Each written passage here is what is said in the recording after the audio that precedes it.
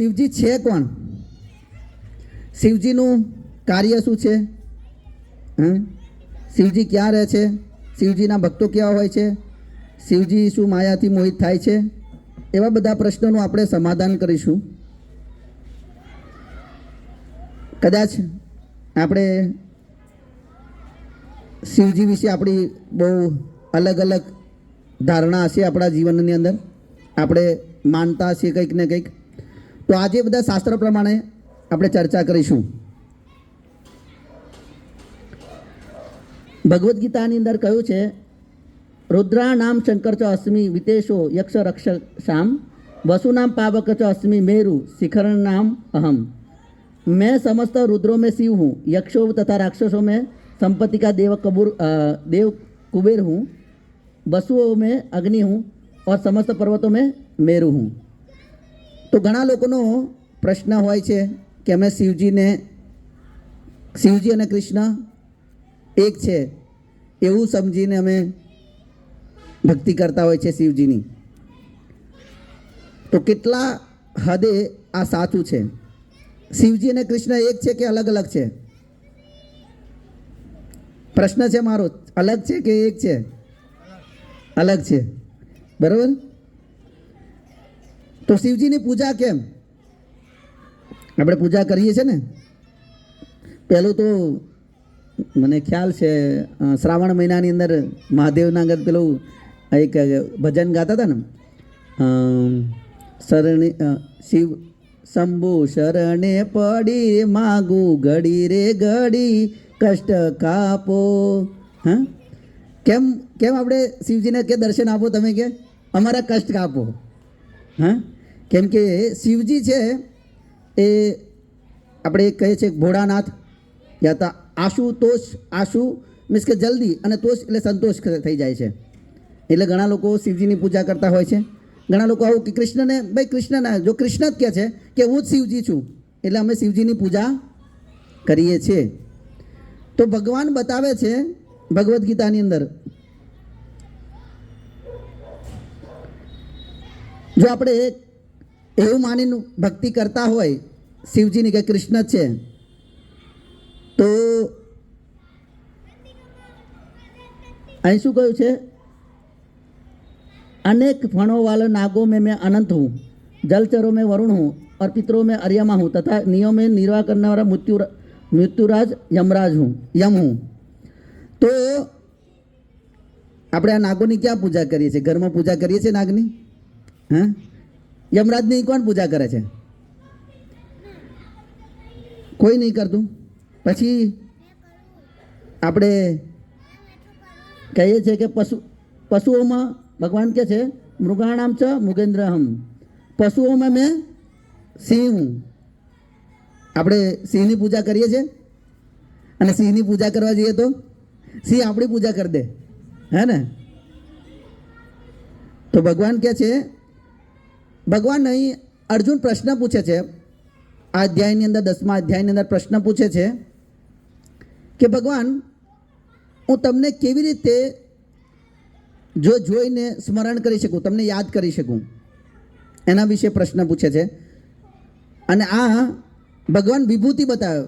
વિભૂતિ એટલે કોઈની અંદર વિશેષ શક્તિ.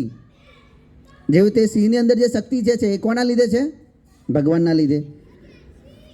તો શિવજીની અંદર જે બતાવી રહ્યા છે કે રુદ્રોમાં મેં શિવ હું, તો એ ભગવાનનું પ્રતિનિધિત્વ કરે છે, જેની અંદર શક્તિ વિશેષ છે એનું પ્રમાણ છે.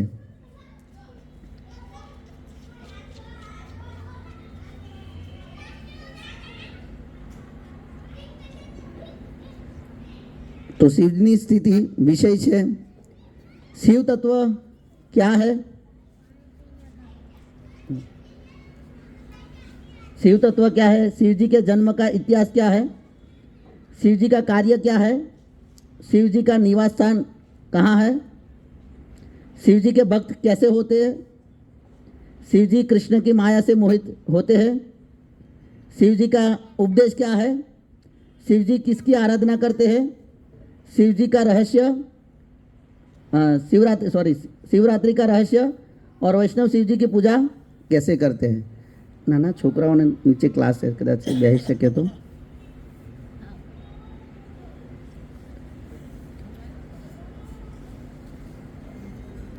તો શાસ્ત્રની અંદર આપણે જોઈએ છીએ, शास्त्रों में विरोधाभासी कथन कथाएं क्यों? शिव ही भगवान है, शिव पुराण। शिव ही भगवान है, विष्णु ही भगवान है, विष्णु पुराण। कृष्ण ही भगवान है, भागवत पुराण। आ बधाय पुराणों कोने लख्या छे खबर छे बधाने? पुराण कोने लख्या छे? हाँ हाँ में विरोधाभासी कथन और कथाएं क्यों? घणी कथाओं अंदर शिवजी ने परम बताया है, घणी कथाओं ने विष्णु ने परम बताया है, અને ઘણી કથાની અંદર કૃષ્ણને પરમ बताया છે। या तो આપણે માનતા હોય કે ભગવાન શિવ જ ભગવાન છે, વિષ્ણુ જ ભગવાન છે, યા તો કૃષ્ણ જ ભગવાન છે। તો આવી કથાઓ શાસ્ત્રોની અંદર વિરોધાભાસી કેમ છે? લખનારા તો એક જ છે। કોણે લખ્યા છે પુરાણ? આપણા ગામમાંથી કોઈ લખ્યા છે? નહીં લખ્યા, વેદવ્યાસજીએ, બરાબર। તો વેદવ્યાસજીએ કેમ આવા વિરોધાભાસી કથનો આપ્યા છે? આવા કથનો કેમ? લોકો મોહિત ના થાય વધારે, આનાથી ભ્રમિત થઈને કોને માનવા? હવે આપણે તો એટલું તો આપણે બુદ્ધિમાન તો છે નહીં આપણે કેમ વાંચીને સમજી શકીએ આપણે। તો આ બી જે બધા છે એ એક તો આચાર્યના માધ્યમથી પુસ્તક બી આચાર્યોના અનુસાર આચાર્યોના માર્ગદર્શનમાં વાંચવા જોઈએ, નહીતર આપણે ભ્રમિત થઈશું। કેમ કે એક પુરાણ એવું કે ભાઈ શિવજી ભગવાન છે અને શિવજી તો પછી આપણને સારા જ લાગે, અને એક પુરાણ એવું કે વિષ્ણુ જ ભગવાન છે।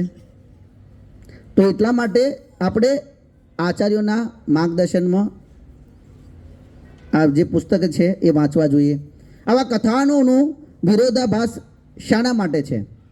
કેમ કે આપણે બધા લોકો કેવા છે? 3 ગુણની અંદર બદ્ધ છે, અને 3 ગુણ શું છે? સતોગુણ, રજોગુણ અને તમોગુણ। આવા 3 ગુણોવાળા અલગ અલગ બુદ્ધિ પણ અલગ અલગ છે બધાની। અમુક તો સમજી જ ના શકે, એને ગમે તે લોકો કહેવામાં આવે તો, આને આપણે ઘણી વખત કહેતા હોય ને, આરો ગધેડા જોર સમજતો જ નથી, કેમ? હા, પૂરો તમોગુણમાં છે। તો વેદવ્યાસજીએ એટલા માટે આ બધાને અલગ અલગ પુરાણ 18 પુરાણ લખ્યા, એની અંદર અલગ અલગ લેવલના લોકોને માટે અલગ અલગ પૂજાની વિધિ આપી, જેથી એ ક્રમશઃ ઉપર ઉઠી શકે। જેવી રીતે તમે નાના છોકરાઓ હોય, છોકરાઓને ગણિત અલગ અલગ હોય ને, પહેલા ધોરણનું ગણિત અલગ હોય, 10માનું ગણિત અલગ હોય, કોલેજનું ગણિત અલગ હોય। હા, ગણિત છે, પણ તોય પણ શું હોય છે? એનું લેવલ અલગ અલગ છે। હા, એની ભણાવવાની હવે પેલાને પહેલાંમાંથી એક્સ 2y કરીને આપે તો શું કરે? એ સમજ જ ના પડે એને બચારાને। એ તો માઇનસમાં કરવાનું કે 5માંથી 7 માઇનસ કરીએ તો કેટલા રહે? હવે એને કે ભાઈ પ્લસ જ આપણે જાણીએ છીએ, અને માઇનસમાંથી જે નાની રકમમાંથી માઇનસ કેવી રીતે થાય? નાનીમાંથી મોટી રકમ માઇનસ થાય નહીં, એવું જ વિચારે ને। પણ જ્યારે આપણે આગળ ભણીએ તો આપણે ખબર ભાઈ 5માંથી 7 માઇનસ કરે તો 2 માઇનસ આવે। હા, તો એટલે જે લોકો તમોગુણમાં છે એ લોકો જે છે એને ઉપર ઉઠવા માટે એક તો એ કૃષ્ણને સ્વીકારશે નહીં। ઘણી વખત ઘણા સંપ્રદાયમાં જાય અને કંઈ સમજ ના પડે એટલે કે બધું કશું કરવા જેવું જ નથી। હા, આપણે જે કરીએ છીએ જ બરાબર છે, કેમ? કેમ કે સમજતો નથી, કેમ કે એનું લેવલ નથી બુદ્ધિનું। ઘણી વખત આપણે જોઈએ છે છોકરાઓ સ્કૂલમાં જતા નથી, કેમ? એક તો કઈ સમજ પડતી નથી કે શું જવું એમ। પેલા જે ટીચર હોય એને વારંવાર પ્રયાસ કરે શીખવાડવાનો, પણ કંઈ સમજ જ ના પડે પેલાને। તો એટલે આ કથાઓ અને જે શાસ્ત્રોમાં જે વિરોધાભાસ છે એ વિરોધાભાસ નથી, એ એક ધીરે ધીરે શું ઉપર ઉઠાવવા માટે છે. તો આપણે જોઈશું કે પ્રકૃતિના 3 ગુણો અનુસાર પુરાણમાં ભેદ છે.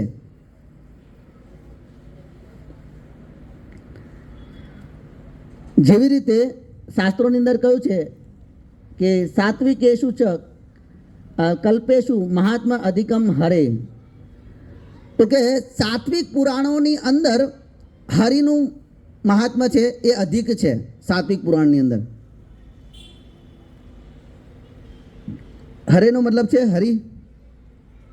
પછી क्या છે राजसेषु च महात्मम अधिकम ब्रह्मण विदु. जो रजोगुणी पुराणों में ब्रह्मा जैसे देवताओं के गुणगान से भी भगवान हरि का गुणगान श्रेष्ठ है. જે રજોગુણી પુરાણ જે છે એની અંદર બ્રહ્મા જેવા દેવતાઓનો ગુણગાન કર્યા છે, પણ એમાંય ભગવાન હરિનું ગુણગાન શું છે? શ્રેષ્ઠ છે.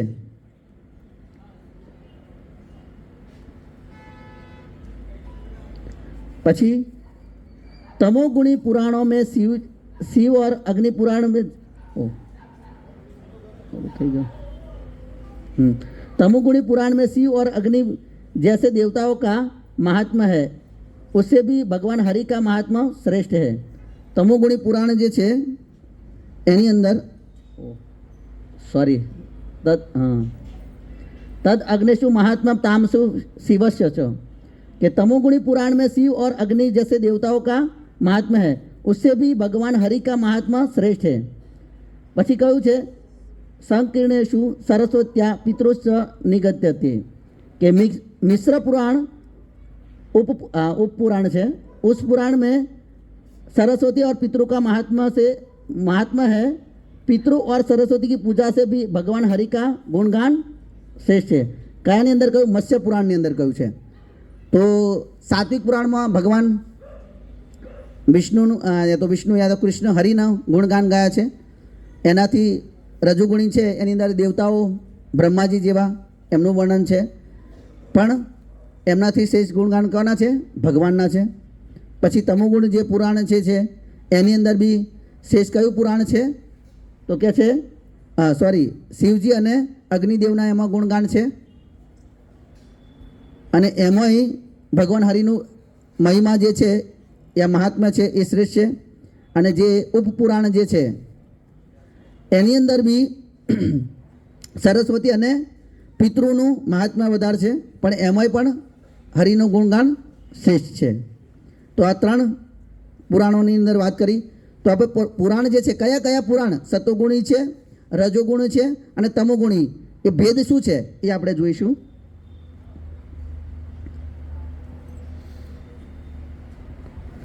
આ જે શ્લોક છે એ બ્રહ્મવૈવર્ત પુરાણની અંદર છે. અહીં કહ્યું છે પ્રકૃતિ કે 3 ગુણ અનુસાર પુરાણ ભેદ. પ્રકૃતિના 3 ગુણો અનુસાર પુરાણ અલગ અલગ પુરાણ છે. 18 પુરાણમાં કયા કયા સતોગુણમાં છે, કયા કયા રજોગુણમાં છે અને કયા કયા તમોગુણમાં છે. તો કહ્યું છે વૈષ્ણવ નારદ્યશ્ચ તથા ભાગવતમ શુભમ ગરુડશ્ચ તથા પાદ્મ 12 શુભ દર્શને સાત્વિકાની પુરાણી વિજ્ઞેતાની મનીષીભી. તો કહ્યું છે કે વૈષ્ણવ પુરાણ વિષ્ણુ પુરાણ, વૈષ્ણવ પુરાણ મીન્સ કે વિષ્ણુ પુરાણ, નારદીય પુરાણ, ભાગવત પુરાણ, ગરુડ પુરાણ, પદ્મ પુરાણ, વરાન પુરાણ, શુભ દર્શને. કે આ જે છે અને શું કહ્યું છે? સાત્વિકાની પુરાણની. કે આ જે પુરાણ જે 6 પુરાણ જે છે એ કયા છે? સાત્વિક પુરાણ છે. પછી બ્રહ્માંડ પુરાણ, બ્રહ્મવૈવર્ત પુરાણ, માર્કંડેય પુરાણ તથૈવ ચ ભવિષ્યમ વામનમ બ્રાહ્મ્યમ રાજસાની નિબોધત. તો કે છે બ્રહ્માંડ પુરાણ, બ્રહ્મવૈવર્ત પુરાણ, માર્કંડેય પુરાણ, ભવિષ્ય પુરાણ, વામન પુરાણ અને બ્રહ્મ પુરાણ. આ કયા છે? રજોગુણી પુરાણ. પછી કહ્યું છે માસ્ય કર્મ તથા લૈંગ્ય સેવક સ્કાંદ તથૈવ ચ આગ્નેય ચ ષડસ્થાની તામસાની નિબોધત. તો કહ્યું છે મત્સ્ય પુરાણ, પછી કુર્મ પુરાણ, લિંગ પુરાણ, શિવ પુરાણ, સ્કંદ પુરાણ અને અગ્નિ પુરાણ. આ જે 6 પુરાણ જે છે એ કયા છે? તામસિક પુરાણ. તો પુરાણ ના તામસિક છે ના રાસિક છે, પણ એવા લોકોનું એની અંદર માર્ગદર્શન આપ્યું છે જે એવા ગુણોમાં જે છે રજોગુણમાં છે, તમોગુણ છે, એવા લોકો માટે આ પુરાણ છે.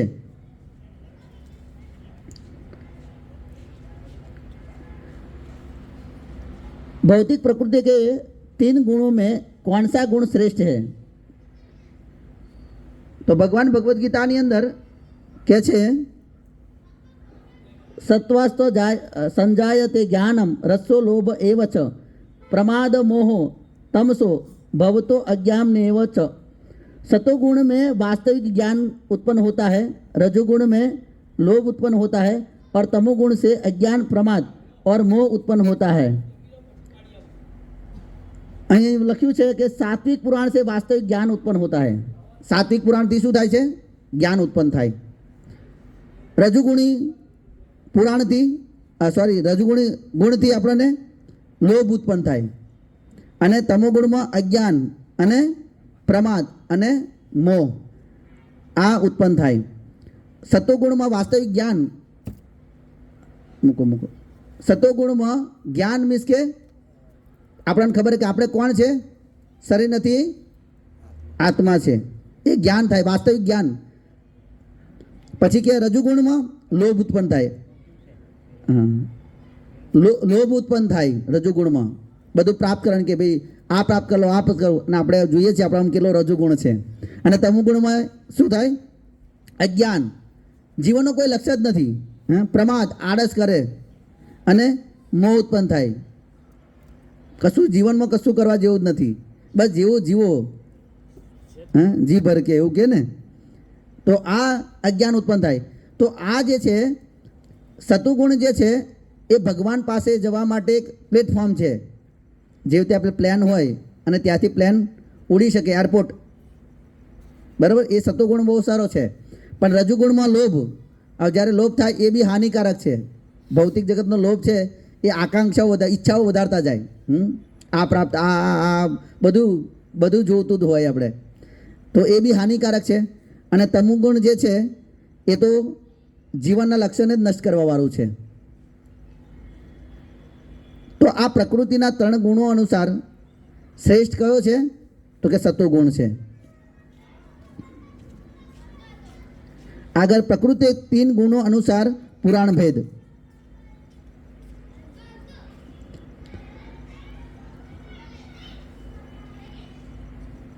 शिवस्य शास्त्रे तद ग्राह्यम भगवत शास्त्रम योगीयत परमो विष्णु एक र एव कस तत ज्ञान मोक्ष साधनम शास्त्रम निर्णयम द्वेषस तद अन्य मोह नयनम ही. शिव शास्त्रों के कथन तभी स्वीकार करना चाहिए जब वे विष्णु शास्त्रों से सम्मत हो. भगवान विष्णु एकमात्र परम भगवान है और उनके बारे में ज्ञान ही मुक्ति का मार्ग है. यह सभी शास्त्रों का सार है. बाकी सब निष्कर्ष केवल लोगों को मोहित करने के लिए है. आ कौन क्या है? भगवान शिव कार्तिकेय को स्कंद पुराण में क्या है? स्कंद पुराण ની અંદર કાર્તિકેય ને ભગવાન શિવજી જે છે એ કહે છે કે જે આ બધા શાસ્ત્રો જે છે શું લખ્યું છે? શિવ શાસ્ત્રે તો તદ ગ્રાહ્યમ. શિવ શાસ્ત્રોને ક્યારે ગ્રહણ કરવા જોઈએ? तो कैसे? भगवत शास्त्रम योगित. तो कैसे? जब वे विष्णु शास्त्रों से सम्मत हो. જ્યારે વિષ્ણુ શાસ્ત્રથી સંમત હોય તો શિવજીના શાસ્ત્રોને કંઈ સ્વીકારવું જોઈએ. આ કોને કહી રહ્યા છે? કોને કહી રહ્યા છે? શિવજી પોતાના પુત્રને કહી રહ્યા છે. પોતાના પુત્રને ચોક્કસ માહિતી આપે છે જે આપણે નહીં આપતા. પછી કહે છે परमो विष्णु एक सह. तो कैसे? भगवान विष्णु एकमात्र परम भगवान है. અને કહ્યું છે જ્ઞાન મોક્ષ સાધનમ. તો કે છે उनके बारे में ही ज्ञान ही मुक्ति का मार्ग है. એમના વિશે ભગવાન વિષ્ણુ વિશે જાણવું જ એક જ્ઞાનનો એક માર્ગ છે, સાધન છે. પછી કે શાસ્त्रम निर्णयम. तो કે यह सभी शास्त्रों का सार है. जो शिवजी सारी રીતે જાણે છે કે સાર શું છે શાસ્ત્રોનો. પછી क्या છે? तद अन्य मोह नयनम ही. तो बाकी सब निष्कर्ष केवल लोगों को मोहित करने के लिए है. બાકી બધા જે શાસ્ત્રોના જે વાક્યો જે છે એ શાના માટે છે? તો કે લોકોને મોહિત કરવા માટે.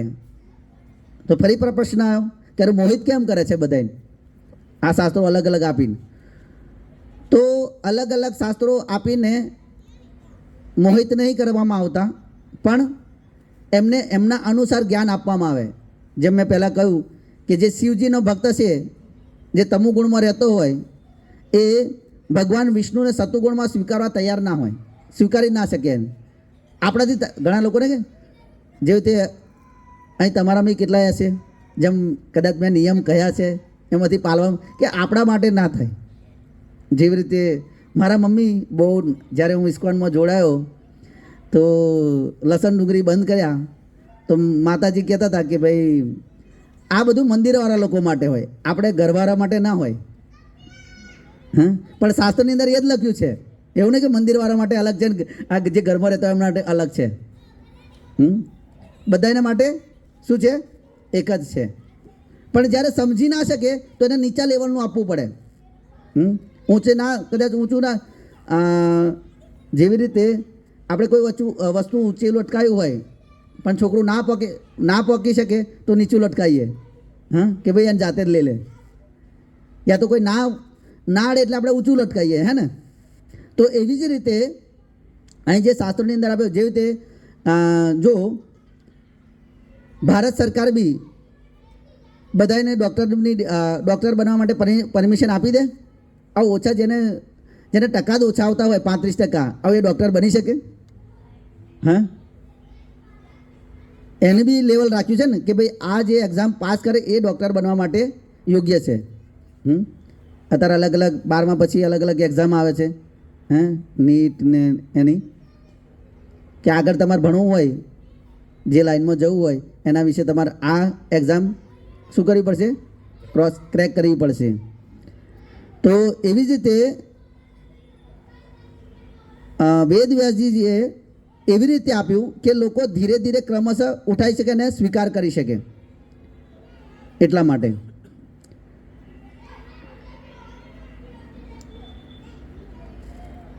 शिवजी और विष्णु में अचिंत्य भेदाभेद. एक જ શાસ્ત્રની અંદર બે ભેદ છે, તો એને સમજશું. यस्तु नारायणं देवं ब्रह्म रुद्रादि देवत्यै समत्वेनेव वीक्ष्यत स पाषंडी भवेद ध्रुवम.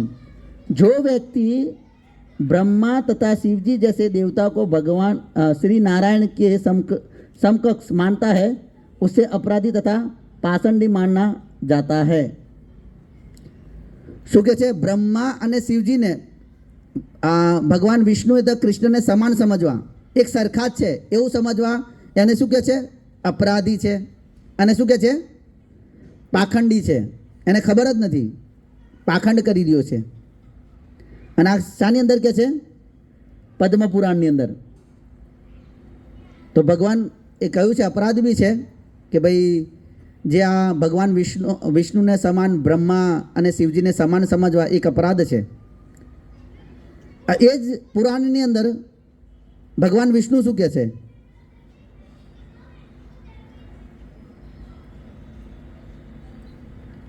जो मेरे और शिवजी में भेद करता है वो नरक जाता है. जो કોઈ વ્યક્તિ શિવજી અને ભગવાન વિષ્ણુમાં ભેદ કરે છે તો ક્યાં જાય છે? નરક જાય છે. તો આને કેવી રીતે સમજવું? એક બાજુ કહે છે જો સમાન સમજવા એ શું છે? પાખંડી છે અને અપરાધી છે. અને ભગવાન વિષ્ણુ કહે છે કે મને અને શિવજીમાં ભેદ કરવો એ શું છે? એ ક્યાં જાય છે? નરક જાય છે. તો આને આપણે આચાર્યોના માધ્યમથી સમજવું જોઈએ.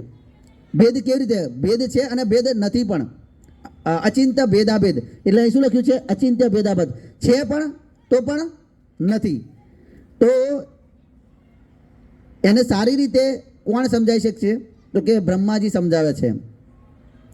બ્રહ્માજી બ્રહ્મ સંહિતાની અંદર કહે છે શિર યથા દધીર વિકાર વિશેષ યોગાત સંજાયતે નહીં તત પુતક અસ્તિ હેતો યસંભૂતામપિ तथा समुपेतु कार्याद गोविंदमादि पुरुषम तमहम भजामी. जिस प्रकार दूध खटाई या जामदानी से संयोग से दही में बदल जाता है, किंतु फिर भी अपने उपादान कारण दूध से वह न तो समान होता है और न ही वो पृथक होता है। उसी प्रकार संहार कार्य के निमित्त जो शंभु रूप में परिणित हो गए हैं, उन आदि पुरुष भगवान गोविंद का मैं भजन करता हूँ। આપણે બધા દહીં તો બનાવીએ જ છે, બધાને ખબર છે કે દહીં કેવી રીતે બને છે, બરાબર? દૂધની અંદર દહીં આપણે ખટામણ નાખીએ છીએ એટલે શામાં રૂપાંતર થઈ જાય? દહીંમાં રૂપાંતર થઈ જાય. તો એવી જ રીતે શિવજી ભગવાન વિષ્ણુના યા તો કૃષ્ણના એક અવતાર છે. એ શાના માટે? એક કાર્ય, વિશેષ કાર્ય માટે એમનું પરિવર્તન થાય છે. અહીં લખ્યું છે उसी प्रकार संहार कार्य के निमित्त जो शंभु में परिणित हो गए हैं. कौन से? तो कि आदि पुरुष भगवान गोविंद का मैं भजन करता हूँ. गोविंदम आदि पुरुषम. तो भगवान જે કૃષ્ણ જે છે એ શામાં રૂપાંતર થાય છે? શાના માટે? સંહાર કાર્ય માટે શંભુમાં શું કરે છે? રૂપાંતર થાય છે.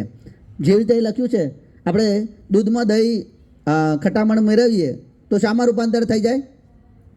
દહીંમાં થઈ જાય ને. દહીં દૂધનું કામ કરશે. તમારે ચા પી, ચા તો બધા પીતા જ હશે, હા? હવે ચામાં તમે દહીં નાખશો? નહીં નાખીએ, દહીં નહીં નાખીએ. પ્લસ પણ આગળ કહ્યું છે કે किंतु फिर भी वो उपादान कारण से दूध से वह न तो समान होता है. હવે તમે જુઓ કે દૂધમાંથી દહીં બન્યું, પણ એનું કારણ શું હતું? દહીં ઓટોમેટિક બન્યું? દૂધથી બન્યું ને, તો એનાથી એક રીતે અલગ બી નથી અને સમાન બી નથી. દૂધનું કાર્ય તો કરશે નહીં. જે દૂધ આપણે દૂધ બનાવવા, દૂધની કોઈ બી આઈટમ હોય તો શું દહીંથી બનાવી શકીશું આપણે? નહીં બની શકે. તો એવી રીતે રૂપાંતરિત થાય છે. તો એવી રીતે આપણે સમજવાનું. શિવજી જે છે એ સંહાર કાર્ય માટે એ શું થઈ જાય છે? પરિણિત થાય છે. ભગવાન કૃષ્ણ સંહાર કાર્ય માટે જેવી રીતે દૂધમાંથી દહીં બની જાય એવી રીતે સંહાર કાર્ય માટે જે ભગવાન કૃષ્ણ એ શું ધારણ કરે છે? શિવજી રૂપ ધારણ કરે છે, યા તો પરિણિત થઈ જાય છે, રૂપાંતરિત થઈ જાય છે. જેવી રીતે દૂધમાંથી દહીં રૂપાંતર થાય છે એવી રીતે. આ ખ્યાલ આવ્યો કેવી રીતે અલગ છે? અહીં કહ્યું હતું ને કે નરક જો આ સમાન સમજે છે તો પાખંડી માનવો જોઈએ, અને આને અલગ સમજે છે તો શું? નરકમાં જાય છે. તો અલગ છે અને પણ નથી. એવી રીતે આ શ્લોકની અંદર આપણે સમજ્યા કે જેવી રીતે દૂધમાંથી દહીં બની જાય એવી રીતે શિવજીનું કાર્ય આ છે. ફરી શિવ તત્વ. ગયા સોમવારે અમે એક આણંદ આર્ટ્સ કોલેજ છે એમાં સંસ્કૃતના જે એક પ્રોફેસર છે એમના જોડે અમારી ચર્ચા થઈ હતી. તો લોકોને ખબર નથી કે જીવ તત્વ શું છે, શિવ તત્વ, શક્તિ તત્વ શું છે, શિવ તત્વ શું છે, વિષ્ણુ તત્વ શું છે, કૃષ્ણ તત્વ શું છે, એ ખબર નહીં હોતી. એમ એ કહે છે કે મૃત્યુ પછી શિવમાં મિલન થઈ જાય. સૌરાષ્ટ્રના કોઈ ભાઈ હતા એ જે પ્રોફેસર પ્રિન્સિપાલ છે, તો શિવ મૃત્યુ પછી શિવનું મિલન એવું કંઈક કહે છે સૌરાષ્ટ્રમાં. એમ તો આ જે તત્વ જે છે એના ગુણ છે. તો આપણે તત્વભેદ જાણીશું. જીવ તત્વ, શિવ તત્વ, વિષ્ણુ તત્વ અને કૃષ્ણ તત્વ. તો જીવ તત્વની અંદર 50 ગુણ. જીવ તત્વની અંદર બ્રહ્માજી આવે અને આપણે બધા આવી જઈએ. આપણાની અંદર આપણે 50 ગુણ છે આપણી અંદર, એવા યોગ્ય બની જઈએ. અત્યારે 50 નથી આવડે, પણ 50 ગુણ સુધી આપણે પહોંચી શકીએ. એનાથી આગળ આપણે પહોંચી શકીએ નહીં. કોઈ વ્યક્તિ બ્રહ્માજી આપણામાંથી પ્રભુપાદજી લખે છે કે આપણું જ્યારે પતન થાય પહેલી વખત ભગવાનના ધામમાં, તો પહેલાં વ્યક્તિ બ્રહ્માજી બને. અને બ્રહ્માજીથી અત્યારે આપણે ક્યાં આવી ગયા? હા, પછી એ જીવ તત્વની અંદર કેટલા ગુણ હોય? 50 હોય. પછી શિવ તત્વની અંદર 55 ગુણ. એની અંદર વિશેષ કરીને જે જીવ તત્વમાં 5 હોતા નથી. બ્રહ્માજી પાસે પણ આ ગુણ હોતા નથી. અવયવ કે શિવજી જે છે એમની શક્તિ અવયવ નહીં થતી, યા તો ક્ષીણ નહીં થતી. આપણું શરીર જેવું કેવું ક્ષીણ થાય છે, હે, ઘડપણ આવી જાય છે. શિવજીનું એવું નહીં થતું. શરીર યા તો શક્તિ ઓછી થઈ જાય, જેમ આપણું ઘડપણ આવે એમ કેમ શક્તિ જે પહેલાં જે જોરદાર કામ કરતા હોય એ કરી શકીએ નહીં, હે ને, ઘડપણમાં. તો એમની શક્તિનો અવયવ નહીં થતો, યા ઘટતું નથી. મીન્સ કે પછી એ સર્વજ્ઞ છે, એ જાણે છે, ભૂત વર્તમાન ભવિષ્ય જાણે છે. શિવજી સર્વજ્ઞ છે. પછી કે નિત્ય નૂતન. આપણે બધા શિવજીનો ફોટો જોયો, કેવો જોયો હોય છે? આમ બરોબર મૂછો આમ ચડાયેલી હોય દરબારોની જેમ, આમ દાઢી બાળી હોય. હા, આ અહીં લખ્યું છે, આ જે હું ગુણો કહી રહ્યો છું એ શાસ્ત્ર પ્રમાણિત છે. હા, આ કોઈ એવી રીતે અમે અમારી રીતે ઇસ્કોનમાં એમ સેટ નથી કરી દીધા, આ શાસ્ત્ર પ્રમાણિત છે. નિત્ય નૂતન. નિત્ય નૂતન એટલે નવ યૌવનમ. હા, એમને આ દાઢી મૂછો બધું નહીં હોતું. એટલે ફોટા જે છે જે બનાવનારા છે એ શાસ્ત્રો અનુસાર નહીં નથી. એ કે તમે જોયા હતા શિવજીને દાઢીવાળા બધા બરાબર બનાવ્યા હોય છે, હે ને? તો એ નિત્ય યુવાન છે, અહીં લખ્યું છે, જો નિત્ય નૂતન. પછી સચ્ચિદાનંદ છે, એમનું સ્વરૂપ જે છે એ સચ્ચિદાનંદ છે. એમને રોગ બોગ લાગુ નહીં પડતો, એ હંમેશા આનંદમાં રહે છે. આપણે જોઈએ છીએ આપણા શરીરમાં રોગો નહીં આવતા હોય. હા, એ શાશ્વત છે એવું જાણે છે. આપણે શાશ્વત હોવા છતાં પણ નહીં લાગતું આપણે. પછી કે છે સર્વયોગ સિદ્ધ. એ સર્વયોગ સિદ્ધ છે. પછી વિષ્ણુ તત્વની અંદર એની અંદર 60 ગુણ હોય છે જે શિવજીમાં હોતા નથી. તો કે અચિંત્ય શક્તિ સંપન્ન, કે વિષ્ણુ જે છે એમની અચિંત્ય શક્તિ છે. પછી કે છે વિગ્રહ में से कोटि कोटि બ્રહ્માંડો की उत्पत्ति. આપણે 3 વિષ્ણુ જોયા હતા અને એમાંથી એક વિષ્ણુ શું કરતા હતા?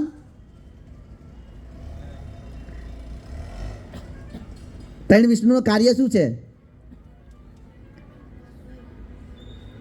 પહેલા જે વિષ્ણુ હતા એ કારણોદાયક વિષ્ણુ જે શું કરે, કારણોદાયક સાગરમાં શયન કરે છે, અને એમાંથી રોમમાંથી શું કરે છે?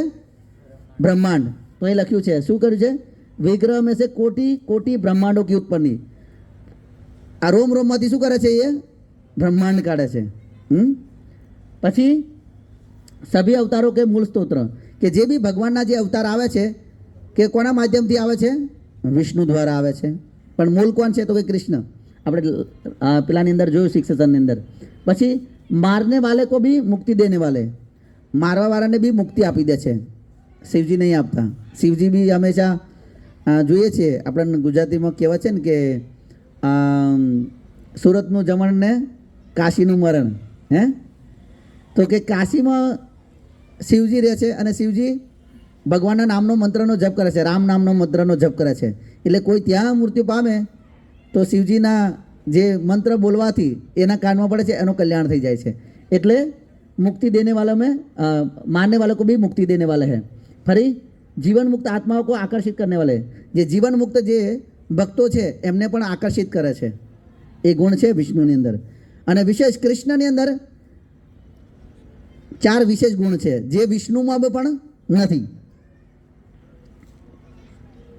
તો કે છે લીલા માધુરી.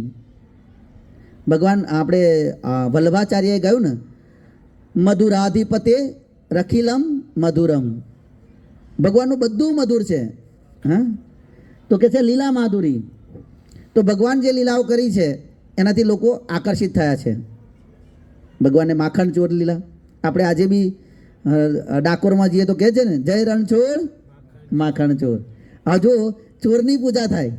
હા, અને અહીં કદાચ કોઈ ચોર પકડાઈ જાય તો મારી મારી રબડ બનાવી દઈએ, હે ને, એવું કે ને. પણ આ ભગવાનની લીલાઓ છે. ભગવાનની બધું મધુર છે.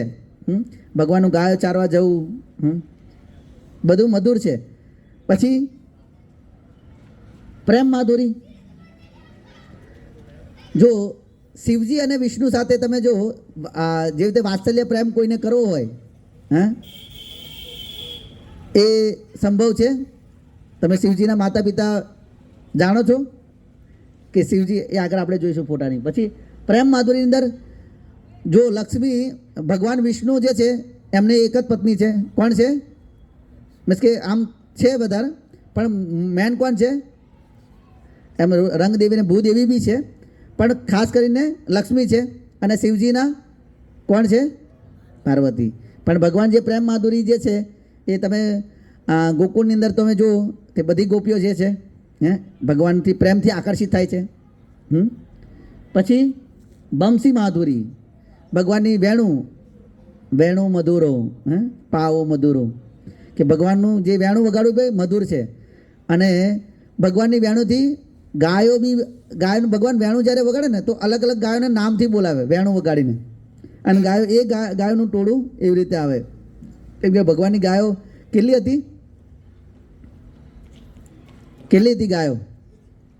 ગાયો હતી કે નથી? હતી ને? ઠીક છે. કે 99 લાખ એવી ગાયો હતી. 9,99,000. હા. અને જો કદાચ કોઈને ના ખબર હોય તો આ બુક છે કૃષ્ણ બુક, એમાં બધી ભગવાનની લીલાઓનું વર્ણન છે, તો એ લઈ શકો. અત્યારે આ 12મો મહિનો છે આપણો, લાસ્ટ જે મહિનો જે છે એ સફળ બની જશે જો ભગવાન વિશે આપણે વાંચીશું તો. પછી ભગવાનનું રૂપ માધુરી, રૂપમ મધુરમ, ભગવાનનું રૂપ મધુર છે. અને આ મધુરતાથી શિવજી બી આકર્ષિત થાય છે. તમે કદાચ વૃંદાવનની અંદર ગયા હોય અને વૃંદાવનની અંદર એક મંદિર છે જેની અંદર છે ગોપેશ્વર મહાદેવ. જે શું કરે છે? ગોપેશ્વર મહાદેવ એક વખત ભગવાન રાસલીલાની અંદર પ્રવેશ માટે શિવજીને ઈચ્છા થઈ, તો જે પૂર્ણમાસી કહ્યું કે તમે આ સરોવરની અંદર સ્નાન કરીને આવો. અને જ્યારે સ્નાન કરીને આવ્યા તો એમનું સ્વરૂપ જે કયું હતું? ગોપીનું હતું. તો શિવજીનું એક સ્વરૂપ છે ગોપેશ્વર મહાદેવ. કદાચ વૃંદાવન જાઓ તો જજો, ગોપેશ્વર મહાદેવ છે ત્યાં ભગવાન શિવની પૂજા થાય છે ગોપી સ્વરૂપમાં. તો આ 50 ગુણ બ્રહ્માજીની અંદર જીવ તત્વની અંદર છે, 55 ગુણ શિવજીની અંદર છે, 60 ગુણ જે છે એ વિષ્ણુ તત્વની અંદર છે, અને 64 ગુણ છે એ કોની અંદર છે? કૃષ્ણની અંદર.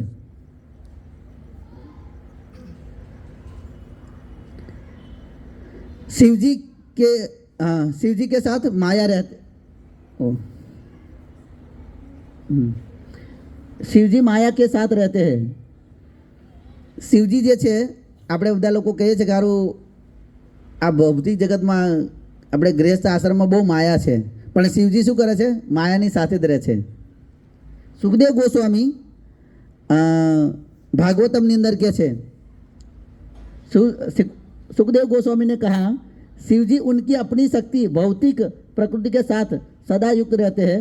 प्रकृति के 3 गुणों की प्रार्थना के प्रतिभाव रूप में 3 लक्षणों में प्रकट होकर शिवजी प्रकृति के सत्वगुण, रजोगुणमय, तमोगुणमय, अहंकार के त्रिविध सिद्धांत को धारण करते हैं.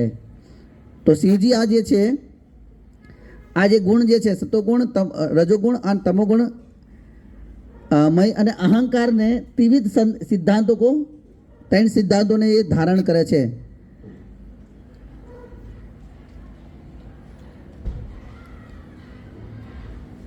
शिवजी कृष्ण की माया से मोहित होते हैं. आ कई लीला है खबर है कोई ने? हाँ, मोहिनी अवतार ની અંદર તમે કૃષ્ણ તમે જોયું નહીં હોય કે આવી રીતે મોહિત થયા છે. આ શિવજી બી ભગવાનની માયાથી મોહિત થાય છે. આ સ્ટોરી શ્રીમદ ભાગવતમની અંદર આવે છે, સમુદ્ર મંથન લીલાની અંદર. આ સમુદ્ર મંથન લીલાની અંદર હું શોર્ટમાં કર્યું ખાલી શિવજીના જે ટોપિક છે. આખી લીલા બહુ મોટી છે. તો તમને ખબર હોય કે સમુદ્ર મંથનની અંદર વિષ નીકળ્યું હતું, અને વિષ નીકળવાથી બધા લોકોએ કે ભાઈ આ કોને? ભગવાન વિષ્ણુ કે તમે શિવજીને આપો. તો એ આપણે આગળ જોઈશું શિવજીને કેમ કે છે. તો શિવજીએ જે ઝેર હલાલ ઝેર જે પીધું એનાથી શું થઈ ગયા? એ મૂર્છિત થઈ ગયા. અને મૂર્છિત થયા ત્યારે ભગવાન કૃષ્ણ જે છે એ મોહિની અવતાર એટલું મોહિક અવતાર લઈને આવ્યા જે અસુરને શું કરે છે? ભ્રમિત યા તો મોહિત કરે છે. એમને શું જોતું હતું? અમૃત. કેમ કે અમૃત જેવું નીકળ્યું તો અસુરો લઈને ભાગ્યા. હવે આ ભગવાન વિષ્ણુએ દેવતાઓને કહ્યું ભાઈ તમે બે મંથન કરો તો એમાંથી અમૃત નીકળશે. હવે આ લોકો ભાગ્યા તો એમને મોહિત કરવા શું કરવું જોઈએ? તો કે છે મોહિની અવતાર ભગવાન લઈ લેતો. અને અસુરે એ જે અમૃત હતું એ કોને આપ્યું? ભગવાનને આપી દઉં, મોહિની અવતારને આપી દઉં. ભાઈ પેલા ના કે છે મોહિની અવતાર કે ના ભાઈ હું નહીં વેચું, એમ તમને એવું લાગશે કે હું ભેદભાવ કરું છું. ના ના ના, તમે જ આપો. તો ત્યારે ભગવાન આ મોહિની અવતાર લે છે. શિવજી છે એ મૂર્છિત થઈ ગયા હોય છે. તો દેવતાઓ જ્યારે શિવજી મૂર્છા છૂટી તો દેવતાએ કે ભગવાનના જે મોહિની અવતારનું વર્ણન કર્યું તો શિવજીને જિજ્ઞાસા થઈ, લાલસા થઈ કે ભગવાનનું બધા રૂપો મેં જોયા, રામ, નરસિંહ, વરાહ, પણ આ મોહિની અવતારો નહીં જોયું મેં. તો પછી શિવજી જે છે એ વૈકુંઠમાં જાય છે અને ભગવાનને પ્રાર્થના કરે છે કે ભાઈ મેં બધા તમારા રૂપો જોયા છે, મને આ મોહિની અવતાર તમારો બતાવો, મેં એના દર્શન નથી કર્યા. એમ આવું તમારું લાવણ્ય છે, આવું રૂપ છે તમારું, મને બતાવો. તો વિષ્ણુ કહે છે કે ના રહેવા દો, ભ્રમિત થશો. તો કે ના ના હું નહીં ભ્રમિત થઉં. તો કે ઠીક છે, સમય આવે તારું હું બતાવીશ. આ બાજુ શિવજી અને પાર્વતી એ ત્યાંથી વૈકુંઠથી પાછા હોય છે ત્યારે હિમાલયની અંદર ભગવાન મોહિની અવતાર લઈને આવે છે. અને મોહિની અવતાર એ શું આપણે દડો જે છે એ રમતા આવે છે. અને એમનું એવું લાવણ્ય જોઈને શિવજી એમની પાછળ પડે છે. અને એમને આવું જેવી રીતે જેટલા નજીક આવે છે એમ જે મોહિની અવતાર જે છે ભગવાન એ આગળ જાય છે. તો એમની પાછળ દોટે છે શિવજી અને એમને બાલોથી પકડી લે છે અને એ મોહિત થાય છે. અને શિવજી ખુદ કહે છે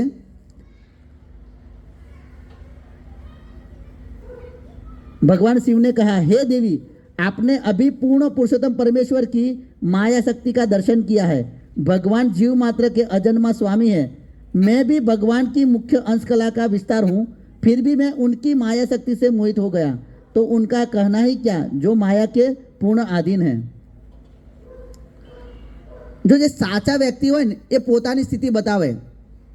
આમ અહીં શિવજી કહે છે કે જે ભગવાન કૃષ્ણ જે છે એમને તમે કે પાર્વતીને કહી રહ્યા છે કે તમે અવડે જ દર્શન કર્યા છે ભગવાનની માયા શક્તિની, અને જે જીવ માત્રના અજન્મા સ્વામી છે અને જેમનો મુખ્ય અંશકલાનો વિસ્તાર હું છું, એમ કે છે એમની અંશકલાનો વિસ્તાર હું છું, હું એમનો અંશ છું, એવું કહેવા માગે છે.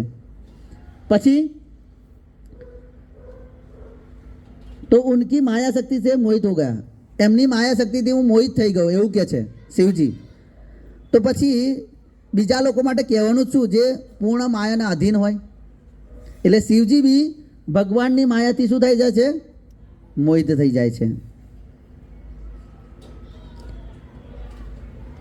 ભગવાન વિષ્ણુ 3 गुणों से परे, એ બી શિવજી કહે છે. सॉरी,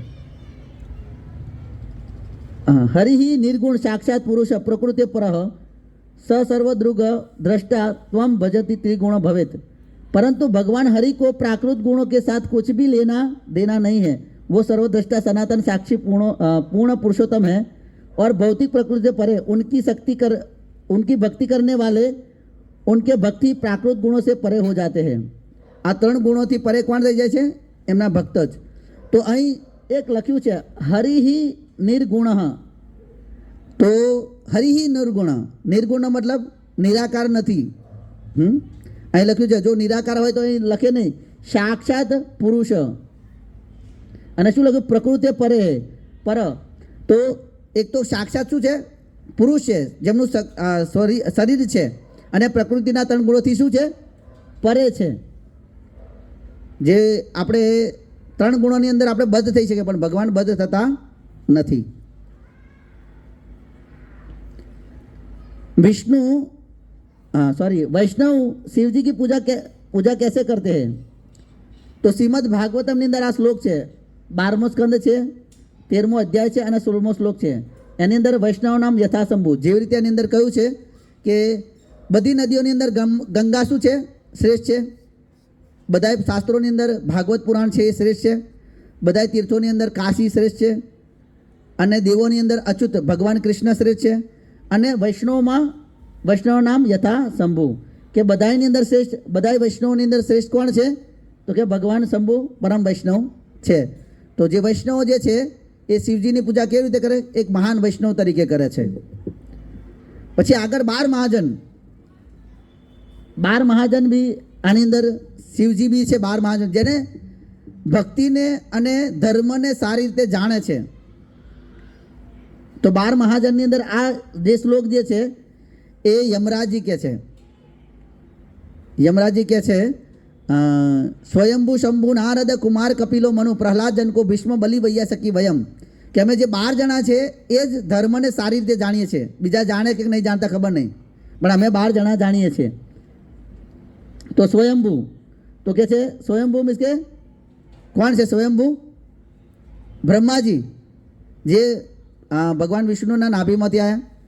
પછી નારદ મુનિ, શિવજી શંભુ, 4 કુમાર, કપિલદેવ ભગવાન, મનુ મહારાજ, પ્રહલાદ મહારાજ, જનક મહારાજ, ભીષ્મ પિતા, બલિ મહારાજ, વયાસકી, સુખદેવ ગોસ્વામી અને વયમ કોણ કે છે? યમરાજી. હું પણ જાણું છું. શ્રીમદ ભાગવતમ 3 અધ્યાય અને 20મો શ્લોક છે.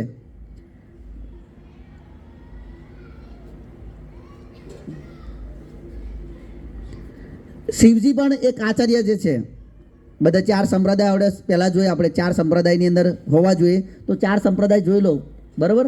અહીં લખ્યું છે અત કલો ભવિષ્યંતિ ચત્વારે સંપ્રદાય શ્રી બ્રહ્મ રુદ્ર સનક વૈષ્ણવ સ્થિતિ પાવના, કે બ્રહ્મ સંપ્રદાય, રુદ્ર સંપ્રદાય, સિંહ સંપ્રદાય, કુમાર સંપ્રદાય. બ્રહ્મ સંપ્રદાય જે બ્રહ્માજીથી ચાલુ થાય, રુદ્ર સંપ્રદાય શિવજીથી ચાલુ થાય છે, સિંહ સંપ્રદાય લક્ષ્મીજીથી, અને 4 કુમાર જે બ્રહ્માજીના 4 પુત્ર છે એનાથી ચાલુ થાય છે. અને એના આચાર્ય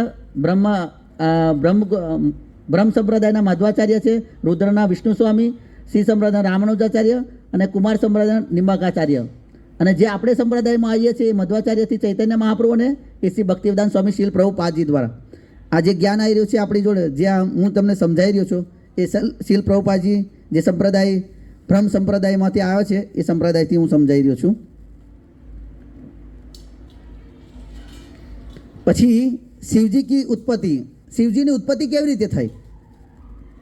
તો અહીં નારાયણ ઉપનિષદની અંદર કહે છે એકો વૈ નારાયણ આસીન ન બ્રહ્મા ન રુદ્ર નાપો ન અગ્નિ સોમો નેમે धावा पृथ्वी न नक्षत्राणी न सूर्य। सृष्टि के प्रारंभ में मात्र भगवान नारायण थे, न तो ब्रह्मा थे, न तो शिवजी थे, न तो सूर्य चंद्र थे।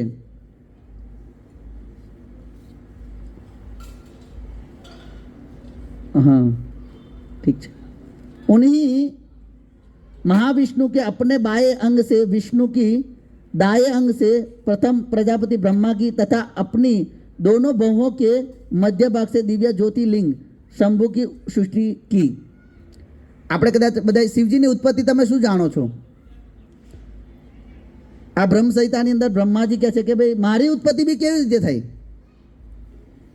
એ સમજાવી રહ્યા છે। તો મહાવિષ્ણુ આપણે જોયું હતું, મહાવિષ્ણુ જે કાણોદાયક વિષ્ણુની અંદર કાણોદક સાગરની અંદર જે સૂવે છે એ કોણ છે? મહાવિષ્ણુ।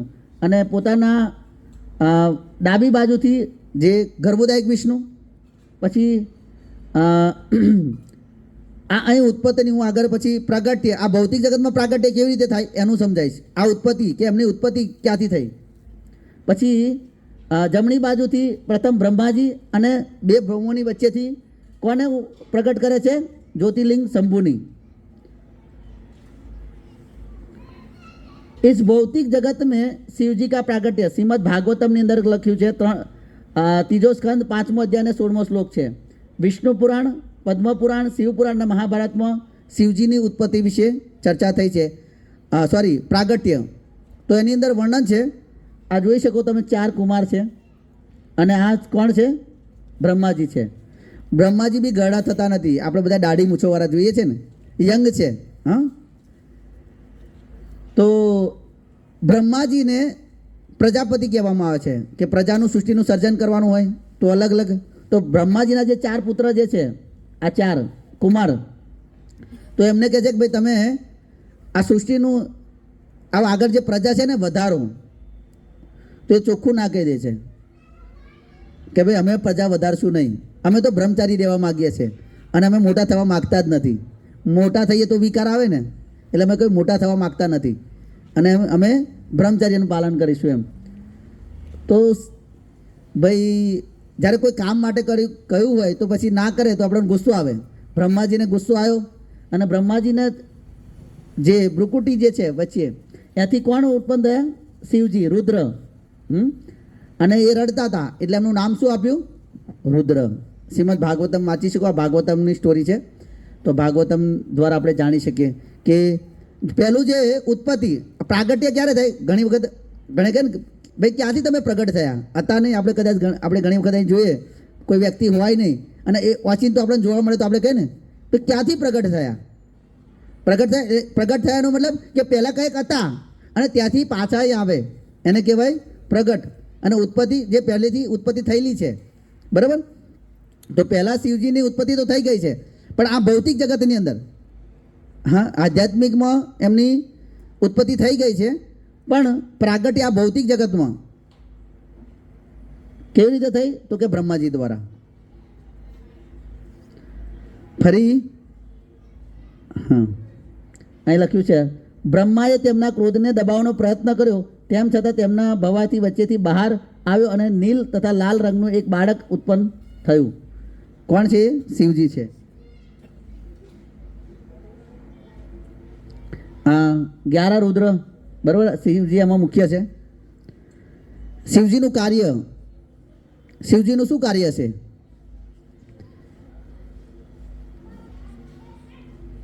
શું કાર્ય છે શિવજીનું? સંહાર કાર્ય. જો બ્રહ્માજી શું કરે છે? આ જે છે ભાગવતમમાં વર્ણન છે, વિષ્ણુ પુરાણ અને પદ્મ પુરાણ. બ્રહ્માજીનું કાર્ય છે સૃષ્ટિનું સર્જન કરવું. જો પહેલું સર્જન ભગવાન કરે છે, બીજું જે સર્જન છે એ કોણ કરે છે? બ્રહ્માજી કરે છે. હવે બ્રહ્માજી સર્જન કરી દે, પણ એને પાલન પોષણ કરવા માટે હોય ને, જેવી રીતે કહે ને કે ભાઈ હાથી લાવો તો બહુ સહેલો છે, પણ એને ખવડાવવું બહુ અઘરું છે, હે ને? તો એનું પાલન પોષણ કોણ કરે છે? ભગવાન વિષ્ણુ. અને સંહાર કાર્ય કરવાનું કોણ કાર્ય કરે છે? શિવજી, તાંડવ કરીને, બરાબર? તો સવારમાં સૃષ્ટિનું સર્જન થાય અને સૃષ્ટિનું સર્જન થાય એટલે પાલન કરે વિષ્ણુ, અને સાંજ થાય એટલે શિવજી પોતાનું રૂપ બતાવે, તાંડવ કરે અને બધાનું શું કરે? નાશ કરે. હા, દેખાય 10 મિનિટ લેવું પડશે. સ્વરૂપ ભેદ. આમાંથી આપણને કયો ફોટો ગમશે? બેનું સ્વરૂપ ભેદ છે.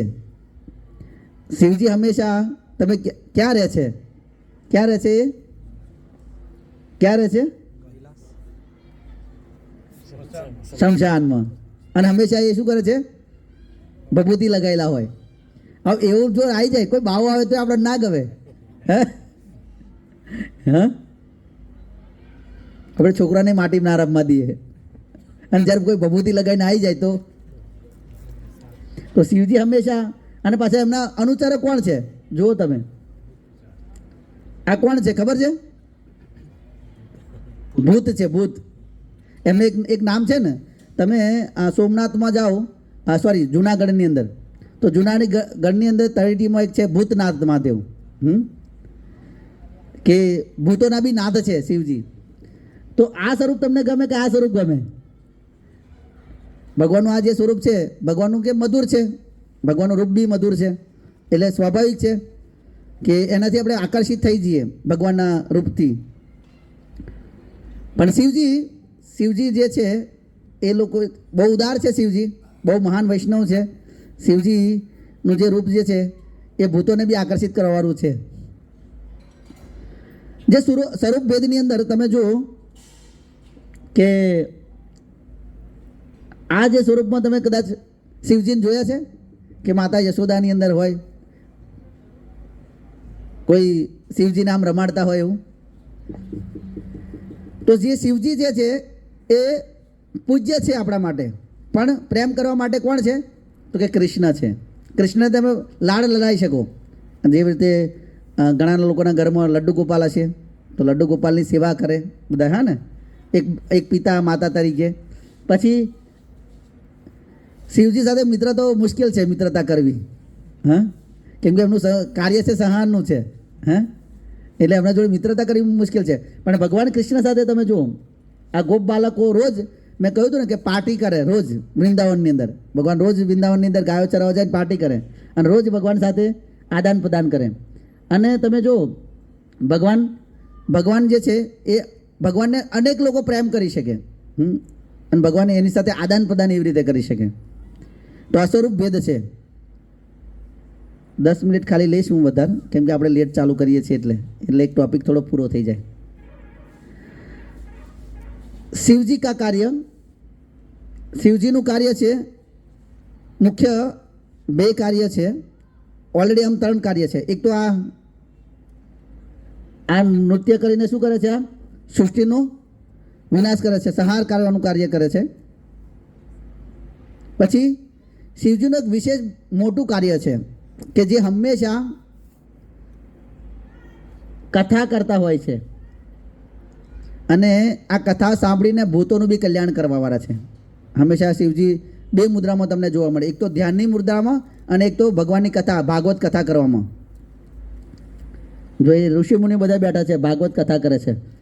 હવે શિવજી જે છે, હવે જો આ શિવજી સાથે કોઈ મિત્રતા કરી લે, હવે એમની જોડે કોણ હોય? ભૂત હોય. હવે ભૂતો જોડે આપણું બને નહીં, હા. અને ભૂત શું કરે? સાઉથ ઇન્ડિયાની અંદર એક વખત એક વૃદ્ધ માતાજી, એટલે આપણે ગુજરાતીમાં કે ડોસી, એને ભૂત વર્ગ્યું હતું. કેટલા લાડવા ખાઈ? 50 લાડવા ખાઈ ગઈ. ફરી થોડા દિવસ પછી ખબર પડી કે એને ભૂત વર્ગ્યું હતું એમ. અને આપણે જોઈએ છીએ કોઈને ભૂત વર્ગે તો કદાચ જે વસ્તુ ભાવતું ના હોય ને એ માગતી હોય, હે ને. તો આ જો આ કેટલા દયાળુ છે શિવજીનું, કેટલું આમ સહનશીલતા કેટલી હશે.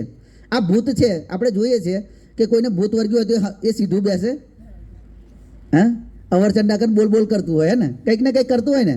હવે શિવજી કેટલા મહાન છે કે આટલા બધા ભૂતો હોય એમની જોડે. હવે એમની જોડે જો તમે એમના જે અલંકારો શું છે, એમના અલંકાર શું છે? ગળામાં જુઓ તમે સાપને છે. આ ભૂતો એમની જોડે હોય તો કંઈક ને કંઈક અવરચંડા તો કરતા જ હોય. હા, જો કે આપણે છોકરાઓને કહે ને યાર ઘણી વખત બહુ અવરચંડા છે, આ તો એ તો વાંદરા જેવા કહીએ છીએ ને. હા, હવે આ ભૂતો શું સીધા બે? હે, શિવજી જોડે હોય અને શિવજી જોડે સીધા બે ખરા એ? હા, આવા લોકોનો બી ઉદ્ધાર કરે છે. એટલે જ્યારે શિવજી સંધ્યા સમયે આ બધા ભૂત ગુણન લઈને નીકળે છે વિચરણ કરવા માટે, આપણે જેવું વોકિંગ કરવા માટે. હવે આ કેમ વોકિંગ કરવા નીકળે છે? તો શ્રીમદ ભાગવતમની અંદર કથા છે, દિતિ અને કશ્યપ મુનિ છે. દિતિએ સંધ્યા સમયે જાતીય સંઘની ઈચ્છા કરી કે મને પુત્રની ઈચ્છા છે, તમે સંગ કરો મારી સાથે. તો ભાઈ કશ્યપ મુનિએ કહી દીધું કે ભાઈ અત્યારે જે છે એ શિવજી એ પોતાના ગણોને લઈને નીકળે છે, અને જો આ સમયે સંગ કરવામાં આવે તો એ વખતે ભૂતોનો પ્રવેશ થઈ જાય ગર્ભની અંદર. ઘણા લોકોને કે અરે ભૂત જેવો, આપણે નહીં કહેતા, પણ ભૂત જેવો જ હોય. એવા સમયે જો સંગ કરવામાં આવે, સ્ત્રી પુરુષ એક સંગ કરે તો છોકરાઓ ભૂત યોની હોય એવા જ થઈ જાય. તો ત્યારે કશ્યપ મુનિએ ના કહેવા છતાં પણ સ્ત્રીએ બહુ જીદ કરી. દિતિએ જીદ કરી તો ત્યારે એમનો સંગ કર્યો, અને સંગથી એની અંદર 2 અસુરો આવી ગયા, હિરણ્યકશ્યપ ને હિરણાક્ષ 2. તો એટલે તમે જોયો કે હિરણ્યકશ્યપ ને હિરણાક્ષે બહુ ઉત્પાત મચાવ્યો હતો. એ ભૂતોનું કામ જ છે ઉત્પાત મચાવવાનું. તો શિવજી છે એ એટલા મહાન છે કે જીવોને શરીર આપે છે, અને શરીર આપીને કલ્યાણ કરે છે. શિવજી આવા ભૂત પાસે શરીર નહીં હોતું, એટલે આપણે જોઈએ છે ને કોઈને વળગે છે શાના માટે? કેમ કે એની ઈચ્છાઓ હોય. તો શિવજી એ જીવોને શું કરે છે? શરીર આપે છે, અને એમની ઈચ્છાઓ જે છે એ પૂર્ણ કરી શકે. शिवजी का रहने का स्थान, शिवजी क्या રહે છે? આપણે બધાને ખબર છે કૈલાસ, કયા કૈલાસમાં રહે? હે? તો 3 કૈલાસ છે. એક તો જે ભૂખંડની અંદર જે હિમાલય છે એની અંદર એક સ્થાન જે છે, બીજું જે છે સ્થાન જે સ્વર્ગલોકની અંદર જે કુબેરની ભવન છે એની બાજુની અંદર, અને ત્રીજું જે છે અહીં આપણે બ્રહ્મ સંહિતા અનુસાર જોઈશું. ગોલોકે નામ નિજ ધામ નિતલે ચ તસ્ય દેવી મહેશ હરિધામ સુતેષુ તેષુ તે તે प्रभाव निचिया विशिष्टाश्च येन गोविंदमादि पुरुषम तमहम भजामि. कि जिन्होंने गोलोक नामक अपने सर्वोपरि धाम से रहते हुए उसके नीचे स्थित क्रमशः वैकुंठ, हरिधाम, महेशलोक तथा देवीलोक नामक विभिन्न धामों के विभिन्न स्वामियों को यथा योग्य अधिकार प्रदान किया है, उन आदि पुरुष भगवान गोविंद का मैं भजन करता हूँ. ब्रह्म संहिता. तो शिवजी क्या, शिवजी नो कयो लोक है? महेशलोक. तो क्या कर आयो महेशलोक? जो आ रह्यो महेशलोक, महाकाल धाम. એની ઉપર જે છે એ ભગવાનનું ધામ વૈકુંઠ ધામ જે છે. આ જો તમે વાત કરતા હતા આપણે કે કાણોદયક વિષ્ણુ જો રોમ રોમમાંથી બ્રહ્માંડ ઉત્પન્ન કરે છે, તો મહાકાલ અહીં જે શિવજી છે એ અહીં રહે છે. તો પહેલું સ્થાન ક્યાં છે? જે હિમાલય છે. બીજું જે સ્વર્ગની અંદર કુબેર ભવનની આસપાસ છે. અને ત્રીજું જે છે આ જે સૃષ્ટિનું વિનાશ થાય તો શિવજી ક્યાં જતા રહે? આ મહાકાલની અંદર જઈએ, અને પછી સર્જન ફરી થાય તો ફરી પાછા આ ભૌતિક જગતમાં પાછા આવે છે. તો આપણે આજનો ટોપિક અહીં પૂરો કરીએ છીએ. તો નેક્સ્ટની અંદર શું આપણે જાણીશું? તો શિવજી કે ભક્ત કેસે હોતે, શિવજીના ભક્તો કેવા હોય, એના વિશે. શિવજીનો ઉપદેશ શું છે? શિવજી કિસકી આરાધના કરતે, શિવજી કોની આરાધના કરે છે, અને શિવરાત્રિનું રહસ્ય શું છે, એના વિશે આપણે નેક્સ્ટ શનિવારે આપણે જાણીશું. તો અચૂક હાજર રહેજો. હરે કૃષ્ણ. કોઈને કોઈ પ્રશ્ન હોય